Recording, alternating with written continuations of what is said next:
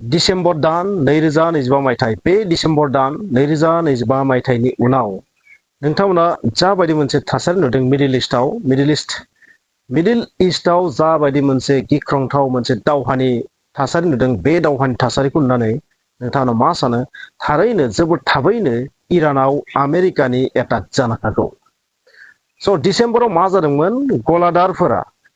तेहराननि इराननि राजधानी तेहरानाव गलादार आरो माखासे बिजनेसमेनफोरा माखासे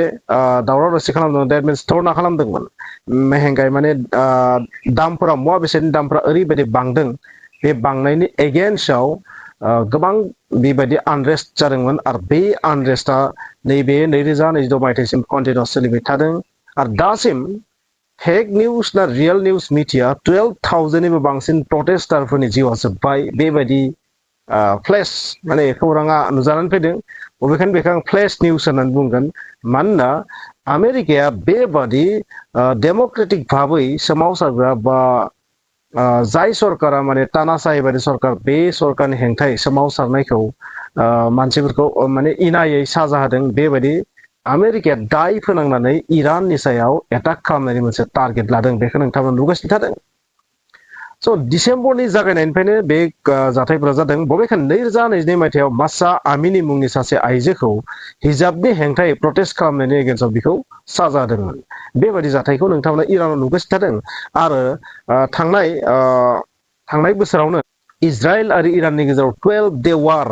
माने air attack 12 day air attack missile war नोंथांमोना नुदोंमोन एयारफोर्सजों एटाक जानायखौ नोंथांमोना नुदोंमोन जाबायदि इजराइला आमेरिकानि मददाव कमप्लिटलि इराननि सायाव माने बम मिसाइल बम बारुदजों एटाक खालामनायाव साक्सेस जादोंमोन आरो आमेरिकाया B-2 बम्बारनि हेफाजाबै माबायदि बांकार बास्टार बम इउज खालामनानै इराननि निउक्लियार साइटफोरखौ डेस्ट्रय खालामदोंमोन बेखौबो नोंथांमोना नुदों नाथाय बैथ' थांबाय नाथाय बे बोसोर जागायनायावनो आयातुल्लाह आली खामेनेइनि जि सरकार बे सरकारखौ सोलायनानै रेजिमखौ चेन्ज खालामनानै राजा पेहेलभि जाय आमेरिकायाव दिनै 40 इयार्ससो जाबाय आमेरिकायाव थानाया कारण 1979 नि उनाव जि माने इस्लामिक जि सासन फैबाय बेवहाय इरानाव बै इस्लामिक सासन फैनाय समाव 1979आव राजा बै समाव राजा दंमोन इरानाव बियो बियो आमेरिकायाव खानो गोनां जादों आरो बिनि फिसाज्ला राजा पेहेलभि बियो दा बेवहाय माने फैनो थाखाय थियारि कारण आमेरिकाया बिखौ सापर्ट खालामो आरो आमेरिकाया गावनि पुतला बादि सरकारखौ बेवहाय गायसननो नागिरदों आरो बेनिखायनो जोबोर थाबैनो मिडिल इस्टआव मोनसे गिख्रंथाव थासारि नुजानो हागौ मानोना इराननि सायाव आमेरिकाया एटाक खालामनायखौ कमप्लिटलि फाइनाल खालामबाय तारिखआ माब्ला जागोन बेखौल'सो फोसावाखै नोंथांमोना नुदों माखासे एडभाइजारि जारि खालामदों गुबुन गुबुन हादरफोरा जे गावसोरनि सिटिजेन्सफोरखौ बे इरानखौ नागारनो थाखाय खावलायदों आरो मिडिल इस्टनि जायफोर जायगायाव आमेरिकानि बेस दङ नोंथांमोना मिथिगौ मिडिल इस्टनि मेक्सिमाम जायगायावनो आमेरिकानि बेस दङ काटारखौनो बुं काटारनि अल उदैद एयारबेस जेराव 10,000 आमेरिकान ट्रुप्स थायो आरो सौदि आरबियाव दङ बाहारेनाव दङ जिमान दङ आरो बेवहाय दङ इउनाइटेड आरब एमिरेट्सआव दङ बहुत जायगायाव दङ ओरैहाय माने इराक सिरियाफोरावथ' दंखायनो आफगानिस्तानाव दंखायनो सरि आफगानिस्तानाव गैया स' बेबायदि गोबां जायगायाव नोंथांमोना आमेरिकानि बेस नुगोन आरो बैफोराव बेबाराव इराना एटाक खालामनायनि टारगेट लादों बिनिखायनो नोंथांमोना एडभाइजारिखौ नुगोन जे मिडिल इस्टआव मोनसे ओरैबायदि थासारि नुनो हागौ बे थासारिया जाबाय जेसेबां आमेरिकानि बेस दं बैहाय इराना मिसाइल एटाक खालामनो हागौ आरो आमेरिकायाबो USA आबो फुल्लि फाइनाल खालामबाय इरानाव बेबाराव रेजिम चेन्ज खालामनानैसो नागारथारगोन थांनाय डिसेम्बर दाननि जि धरना बे धरनाया गिबियावथ' गलादार आरो मार्चेन्टफोरा खालामदोंमोन नाथाय बे लासैनो इउनिभारसिटिस आरो गुबुन गुबुन सिटिसफोराव बे गोसारदोंमोन इराननि गुबुन गुबुन सिटि बैफोर सिटिफोराव तेहराननि बादैबो गुबुन गुबुन सिटियाव गोसारदोंमोन कारण तेहराननिफ्राय बे स्टार्ट जादोंमोन बिनि उनाव तेहरान इउनिभारसिटियाव बे स्प्रेड जादोंमोन आरो बिनिफ्राय बेयो ओरैबायदि स्प्रेड जादोंमोन गासै इरानानो मोनसे दुंहाव थासारि आरो आयातुल्लाह आली खामेनेइनि सरकारा बै बिग्रायनायफोरखौ बै धरना खालामनाय सुबुंफोरखौ मा खालामदों गुलि गावदों जाय जेरै हागौ माने जायखौ जेरै मोन्दों बेबायदिनो माने साजा होदों हेडशट खालामदों मेगनाव एटाक खालामदों जेन बे आरोबाव जेबो खामानि मावनो हालिया आरो बेबायदि खालामनायनि जाउनाव गोबां मानसिनि जिउ जोब्बाय बेबायदि मिथिनो मोन्दों माने इरानाव मा जादों इन्टारनेटआ कमप्लिटलि बन्द आरो एलन मास्कनि जि स्टारलिंक कम्पानि बे स्टारलिंकनि जि इन्टारनेट बे इन्टारनेटआबो जोबोर जोबोर स्ल' होननानै बुंदों नाथाय बबेखानि स्टारलिंकनि जि इन्टारनेट बेखौ कमप्लिटलि बन्द खालामनो हायाखै जेम खालामनो हायाखै इराननि सरकारा बेनिखायनो मोनफा मोननै बिनिफ्राय खौराङा फैगासिनो थादों नाथाय 12,000 मानसिनि जिउ जोब्बाय बेखौ इराना कमप्लिटलि माने रिजेक्ट खालामदों बे बाथ्राया सैथो नङा बे जाबाय मा इरानखौ एटाक खालामनो थाखाय आमेरिकानि मोनसे साल होननानै बुंदों स' माखासे दाय गैयै मानसिनि जिउखौ फोजोबस्रांनायनि दायाव आमेरिकाया बुहुमनि गुबुन गुबुन हादरखौ एटाक खालामनाय जारिमिनखौ नोंथांमोना बयबो मिथिखागौ स' इराननि सायावबो बेबायदि दाय फोनांनानै एटाक खालामनो नागिरदों बे बाथ्रायाबो सैथो नोंथांमोना मिथिना लानाया मोजां इराना जाबाय बुहुमनि मादाव सबसे बांसिन सेंसन खालामजानाय हादरनि मादाव मोनसे रासिया आरो इरान बयनिख्रुइ बांसिन आरो नर्थ करिया बयनिख्रुइ बांसिन सेंसनजों भुगिनानै दं बे हादरा इराननि जि कारेन्सि बे कारेन्सिया कमप्लिटलि कलेप्स माने डेस्ट्रय जानाय बायदि जाबाय बेनिखायनो इरानाव मोनसे मुवानि दामा जुदि इन्डियाआव 30 रां जायोबा इरानाव बेनि दामा 300 रां जानो हागौ बेबायदि मोनसे थासारि 100+ माने बांदों आरो जि मुवा बेसादनि दामा बेखौ नोंथांमोना नुगोन इरानाव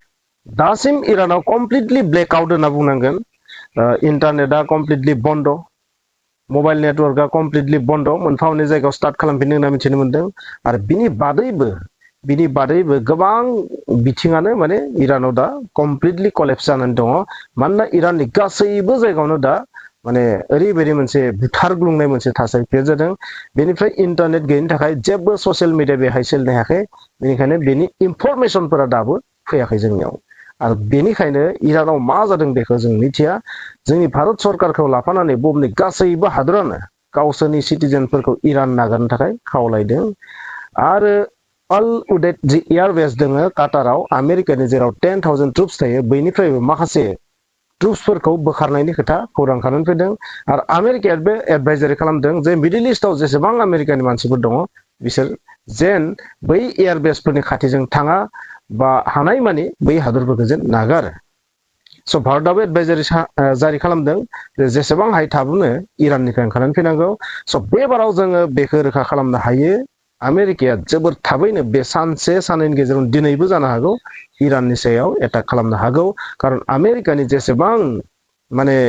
आर्मि एयारफर्स नेभि गासैबो इराननि खाथियाव थानाय लैथोसिम सफैजोब्बाय बे खौराङा माने गासै बुहुमावनो गोसारगासिनो थानायखौ जों नुदों ट्राम्पआ बुहुमनि हादरफोरखौ वार्निं होगासिनो थादों बे वार्निंआ मा नोंथांमोना मिथिबा आसरित जागोन आरो बे वार्निंनिफ्राय इन्डियाबो बारग'आखै जाय बे समाव इरानजों बेफार खालामगोन बेफार बानिज्य खालामगोन बिनि थावखौ बायगोन इराननि थावखौ बायगोन 25% आरोबाव तारिफ लागायबावनानै होगोन ओरैनोथ' इन्डियानि सायाव बेसेबां पार्सेन्ट तारिफ लागायनानै दोनदों नोंथांमोना मिथिखागौ जे बहुत बुरजा तारिफ लागायनानै दोनदों आमेरिकाया डनाल्ड ट्राम्पआ आरो बेवहाय जुदि बोरैबा इरानजों बिजनेस खालामबा बे इन्डियानि थाखायबो जोबोर खहा गोनां जागोन स' भारत सरकारा साननांगोन मा खालामनाया मोजां जागोन बे दावहानि मोनसे थासारियाव मिडिल इस्टआव जि मोनसे थासारि जादों बेयो जोबोर गिलु बालु 3 जानुवारि 2022 मायथाइ माने नै बांद्राय गोबाव जायाखै भेनेजुवेलायाव जाबायदि रेड जादोंमोन जाबायदि रेड जानानै बिसोरनि भेनेजुवेलानि हादरगिरिखौ मा खालामदोंमोन किडनेप खालामदोंमोन आमेरिकान डेल्टा फर्सआ बेखौ नोंथांमोना नुदों निउसाव सबबो आरो बेनि उनाव टारगेटआ इरान नोंथांमोना बे बाथ्राखौ मिथिनांला भेनेजुवेलाया बुहुमनि मादाव बयनिख्रुइबो बांसिन पेट्रलियाम रिजार्भ थानाय हादर पेट्रलियाम रिजार्भ थानाय हादरनि मादाव मोनसे बबेखानि इरानाबो खम नङा इरानाबो टप रेंकआवनो दङ बेनिखायनो माबा मोनसे जाहोनाव जुदि मिडिल इस्टआव नोंथांमोना बे बाथ्राखौ मिथिनांला बुहुमनि मेक्सिमाम थावा मा मिडिल इस्टनिफ्राय थाङो मिडिल इस्टआ जाबाय मोनसे थावनि फुंखा जायगा आरो बे मिडिल इस्टआव जेसेबां हादर दङ बैसोरनि थावनि हेफाजाबैनो गासै बुहुमा सोलियो नोंथांमोना बे बाथ्राखौ मिथिना लानाया मोजां बेनिखायनो माबा मोनसे जाहोनाव जुदि मिडिल इस्टआव दावहा जानानै जुदि थावनि जेंना जायो खारन इराना जायबायदि पजिशनाव दङ बै पजिशन दं लैथोनि गेजेरजों मा थांगोन गासैबो थावा ट्रेन्सफार जायो आरो बैहाय अब्ला इराना एटाक जागोन दावहा जायोबा बै जाहाजफोरा थांनो हानाय नङा बेनिखायनो बै खैफोदनि समाव आमेरिकाया मा टेक्टिक्स बाहायदों भेनेजुवेलानि थावखौ मा गासै बुहुमाव फानगोन माने भेनेजुवेलाखौ फानगोन आरो बेनि मुलाम्फाखौ आमेरिकाया मोनगोन बे जाबाय आमेरिकानि टेक्टिक्स बेनिखायनो गिबियाव भेनेजुवेलाखौ गावसोरनि आथिं सिङाव लानायनि उनाव बे खामानिखौ मावदों होननानै जों बुंनो हायो जियानो जाया मानो बुहुमाव बोसोर जागायजेननायावनो जों गिलु बालु थासारिखौ नुदों मोननै हादरनि सायाव एटाक खालामनो थांगासिनो दङ भेनेजुवेलायाथ' थांबायानो आरो नेक्स्ट इरान आरो बेनि उनाव नोंथांमोना ग्रिनलेण्डआव एटाक जानाय नुनो हागौ ग्रिनलेण्ड मेक्सिक'आव एटाक जानाय नुनो हागोन नोंथांमोना खारन ग्रिनलेण्डआ डेनमार्कनि सिङाव आरो बै ग्रिनलेण्डखौबो आमेरिकाया गावसोर बिबाय थादों जे जोंनो हगारनानै होनांगो ग्रिनलेण्डखौ आमेरिकानो डेनमार्कआ नाथाय डेनमार्कआ बुंदों लास्ट ड्रपसिम थैनि लास्ट ड्रपसिम ग्रिनलेण्डखौ रैखा खालामनो थाखाय डेनमार्कआ दावहा नांगोन स' बुहुमाव आमेरिकाया ओरैबायदि मोनसे थासारि क्रियेट खालामदों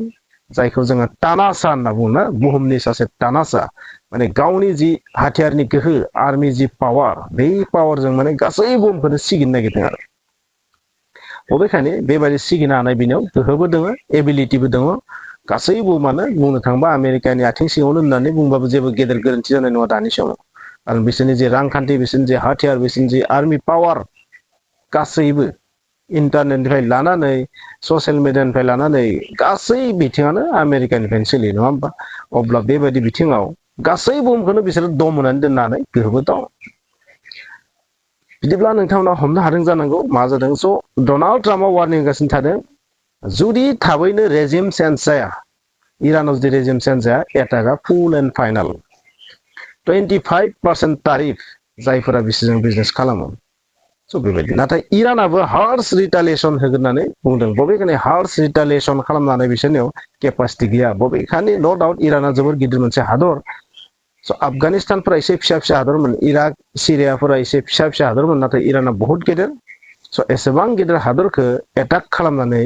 फेजेननायाबो आमेरिकानि थाखायबो एसेबां इजि जानाय नङा खारन दिनैसिम आमेरिकाया जेसेबां हादरनि सायाव गाग्लोबदों बेबायदि एटाक खालामदों बे एसेबां गिदिर हादरनि सायाव दिनैसिम एटाक खालामफेराखै आरो बेबायदि बिथिङाव बिसोरहा गावहानो निजा मिसाइल दङ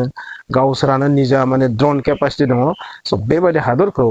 अराय सम आमेरिकाया गादबनानै दोननो हागोन बे बाथ्रायाबो बेसेबां सैथो बेखौथ' समाजो खिन्थागोन खारन नोंथांमोना आफगानिस्ताननि जाथायखौ नुदों तालिबानखौ 20 बोसोर सासननिफ्राय बोखारदोंमोनबाबो नाथाय लास्टआव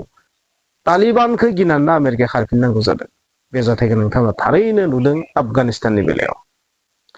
बेनिखायनो आयातुल्लाह आली खामेनै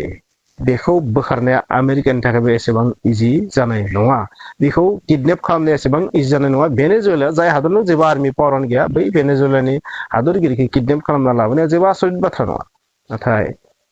इराननि बेलायाव बेबायदि जागोन होननानै आं साना स' नोंथांमोना मा सानो नोंथांमोननि आइडियाखौ बुंबानो जाबाय स' जोबोर थाबैनो जों मोनसे दावहा नुबावनो हागौ स' जायनियाव बोलो दं जायनियाव गोहो दं बे अरायबो गुबुनखौ सिगियो आरो बेनो बे बुहुमनि मोनसे कालचार बे बुहुमनि मोनसे जारिमिन स' जारिमिनाव नोंथांमोना नुगोन जायनियाव गोहो बोलो दङ बे गुबुनखौ अरायबो गादबनानै दोनो नाथाय बै गादबग्रायाबो समजों लोगोसे साव नांनाय बायदिनो डेस्ट्रय जालाङो बेनि एग्जाम्पलखौ नोंथाङा इउनाइटेड किंडम बा इंलेण्ड बा ग्रेट ब्रिटेननि बेलायाव नुनो मोनदों ग्रेट ब्रिटेना मोनसे सम मामोन नाथाय दिनै बिसोरनि अबस्थाया जुदि पावारनि बेलायाव बुङोबा हाथियारनि पावार दावहानि पावाराव बुङोब्ला बिसोर जोबोर गाहायाव थांबाय स' आमेरिकायाबो बेसेबां बोसोर बेबायदि जोरगोन मिथिया डनाल्ड ट्राम्प बिथाङा मोनसे मेसेज होदों इरानखौ लानानै MIGA बेबायदि मेसेज होबाय थायोमोन मेक आमेरिका ग्रेट एगेन स' MIGA नि मिनिङा मा जानो हागौ make Iran great again that means Ayatollah Ali खामेनेइनि जि सरकार बेखौ फोजोबस्रांनानै आयातुल्लाह आली खामेनेइखौ होखारनानै बा फोजोबस्रांनानै राजा पेहेलभिखौ बेवहाय लाबोगोन गोदान सासनाव गोदान सरकार दाहोगोन बेखौ बिथाङा आमेरिकायाव दङ बेनिखायनो बेबादि वार्डखौ बुंदों जानांगौ बिनि मोनसेल' कनक्लुजनाव जों फैनो हागौ जोबोद थाबैनो इरानाव गिलु-बालु दावहा नुनो हागौ रेजिम चेन्ज खालामनो थाखाय दाथारै पावारखौ गैया खालामनानै गोदान सरकार गोदान दैदेनगिरि बेहाय लाबोनो टारगेट लादों जाबायदि बांलादेशआव नोंथांमोना नुदों मोहम्मद इउनिसखौ लानानै फैदों जाबायदि नोंथांमोना भेनेजुवेलाव नुबाय बिनि उनाव नोंथांमोना इरानाव जोबोद थाबैनो नुनो हागौ जाबायदि नोंथाङा सिरियाव नुदोंमोन सिरियाव सासे टेररिस्टखौनो लाबोनानै बेहाय माने हादर गाहाय दोनबाय जाय गिबियाव दङमोन रासियानि सापर्टार बे रासियाव खारखोमानानै थाहैनांबाय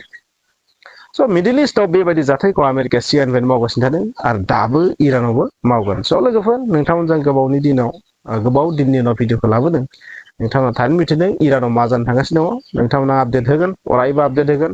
इराना थारैनो जोबोर मोनसे गाज्रि थासारिजों मोगा मोगि जानो थांगासिनो दङ। नोंथाङा जुदि इरानाव दंबा इराननिफ्राय थाबैनो फैफिननाया गोनांथार बे सम।